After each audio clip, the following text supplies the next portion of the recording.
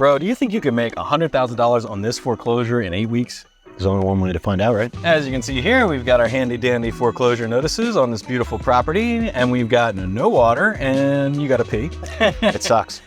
And we got no lights in the house, so the lighting's gonna be a little off for this shoot, but anyway, you'll get to check it out. But this is a real foreclosure. He's going through the process right now. He's under contract to buy this house. Where are we right now?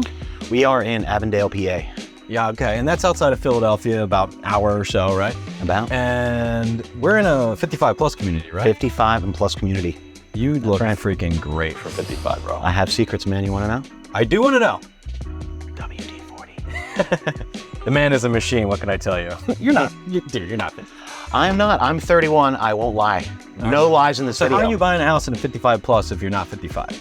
What I did was I simply just called the HOA manager and I just asked, you know, can I buy this property at age 31? And they said, yes, you can, because as long as 80% of the occupants of this HOA community are 55 and up, the 20% can be lower. So I'm good to go. Let's do it then. Let's get inside and buy this baby.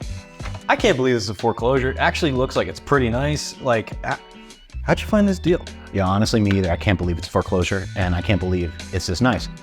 But what I did was I simply looked at on-market deals. You can find a great deal on market. It definitely just takes... Dude, I thought you can't find a deal on market. No, you can. I don't know why anyone says that, because all you got to do is take a look.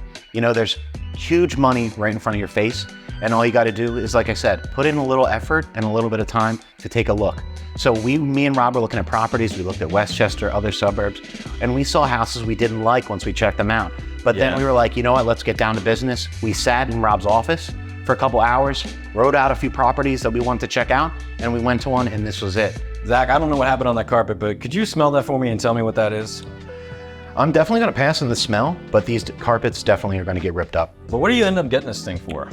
$335, right? Dude, $335. That was pretty good steal. It was a huge steal, and I think the original listing was $450, wasn't it? Yeah, it'd been sitting on the market for a while, so they originally started out $450, they dropped it to $405, no one bought it still, and then they dropped it down to $360, and then that's the day before we saw it.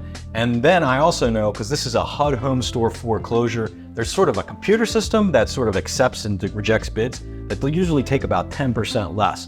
So we bid 10% less at $324. Didn't get it, so I said, all right, let's try a little bit higher, $335, and there we were. Thank you for saving me $25,000. Appreciate it. I'll see I expect nice birthday presents. Of course, I got you a nice birthday You did give me a nice birthday present. All right, let's go check out the bathroom. Dude, that toilet is nasty. We can always clean that. So hey man, I know you were not able to get like a normal loan to buy this house, although you can on some foreclosures. In this case, it's just like your personal situation. So how'd you get money to buy this house? One of the biggest problems in, I guess, real estate investing is how am I gonna get all the money for this house? So what I did is I used my first flip as equity. So I pulled out $100K in equity from my first flip because I purchased it for $320, got it to $522, tons of equity to play with.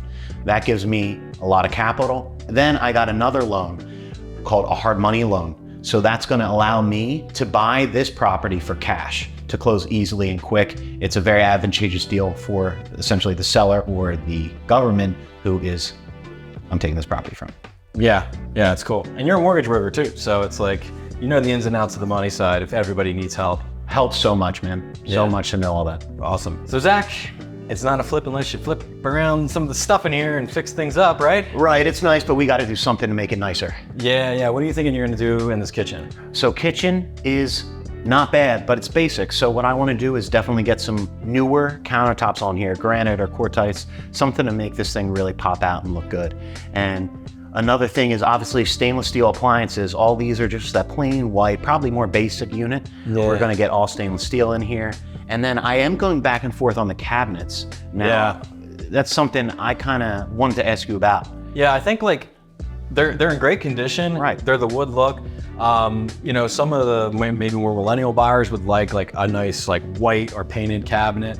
But I think like people that are buying a 55 plus, you know, they're kind of looking at a more traditional look. So I think this look is going to be just fine. So we just keep the cabinets, put new countertops, new appliances, Yeah. maybe redo the floor. Maybe. But other than that, it's going to look great that way. Yeah, I mean, we're really trying to maximize our profit and minimize our cost on this one. So let's take a look at some of the other improvements we're gonna do. Zach, we're on the second floor here. Can you tell me what this room is? It's nothing. It is nothing to no one. And that's why we need to put a door here and make this the third bedroom in this house. Why are we gonna make it 3-bedroom? Right, so I mean, immediately, when you're looking at a 2-bedroom versus a 3-bedroom, that's gonna increase the value exponentially right there with an easy fix, just add framing and a door. Because when they're looking at comparables, they're not looking at other 2-bedroom properties, they're now looking at 3 bedrooms, right? Which also increases the availability to your buyer. Because no one's really looking, man, I really want a 2-bedroom. Everyone wants a 3-bedroom now. Yeah, exactly. Like that house you had in Norristown that you were living in, it was sold as a 2-bedroom to you. I looked at it and said, hey, this basement room has an egress. It's actually a 3rd bedroom. Let's call it a 3-bedroom. We got $50,000 more 1 year later just because we did that. Exactly. Let's do it again, baby. Exactly. All right, so we've talked a big game here. Buying this house, $335. We think it's gonna be worth like $500 when we're done. Maybe make $100K. You think you're gonna do it, man? No doubt, I didn't buy it to fail, right?